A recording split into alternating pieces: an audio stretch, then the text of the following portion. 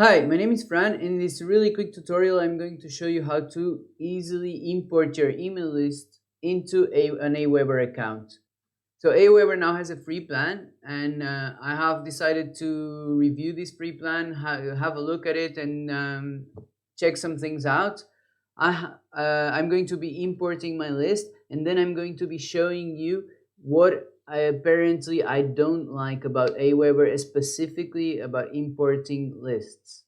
Okay, so once you have a list created, all you have to do is just click the button that says up here in Build Your List, Add Subscribers. Or you can go up here to Subscribers and click on Add Subscribers. You can choose to either add one at a time or import multiple. If you want to add just one contact or two contacts that were given to you offline, you can just click here. So this is it. You just introduce the name, email, and whatever, and the tags if you want to tag them straight away. Otherwise, the second way you can do this is uploading a complete list of contacts. So you just click on import multiple, and then you would choose your file, which is usually a CSV, XLS. So just click to browse or just drag it over here. All right. Now, when we import a list from another autoresponder, what happens is that we need to identify the fields that have been identified in that autoresponder, because not all of them have the same variables. The green dots here are the ones I have active with data inside. So I have names of my subscribers, I have emails, and in this list I don't have anything else. If you already have contacts in your list and you're uploading a list that had some changes, let's say for the same contacts you've added phone numbers, for example, you would have to click here and add new and update existing. So it would add the new fields to the existing contacts. Let's go next. All right. In this case, I don't want the subscribers to confirm their subscription to this list because they have already subscribed to this list in another autoresponder. So let's just go next, more options. We could add tags. Yes, in my case, they are coming from another email provider. They're coming from GetResponse. All right, let's just submit the import.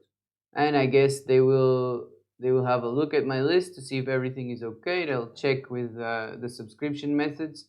I'm guessing they're confirming the GDPR options and all of that, if everything is legal. Now, for what I don't like, I've recorded the clip that you've just seen yesterday, and I'm still waiting for my list to finish importing. I do understand that they have to make sure that the list is reliable and that it's legal and all of that.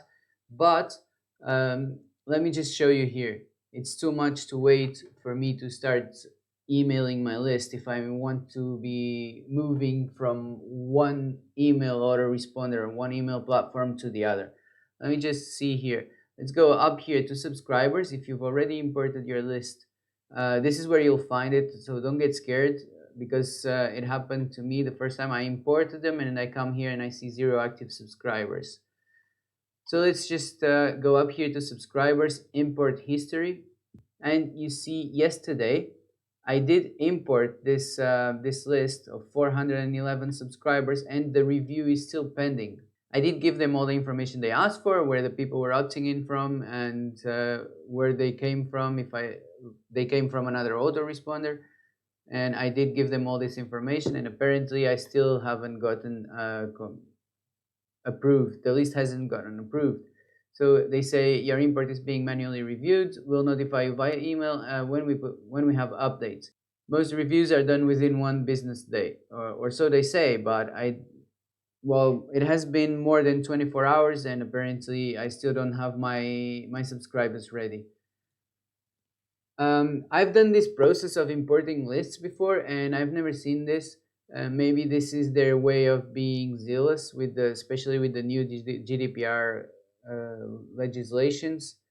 But honestly, it's a bit off-putting. And if this gets updated, I will let you know how it went and how long it took, if they approved. If not, I can assure you that this list I tried to import here, it's 100% legal, and it was 100% acquired by me through opt-ins.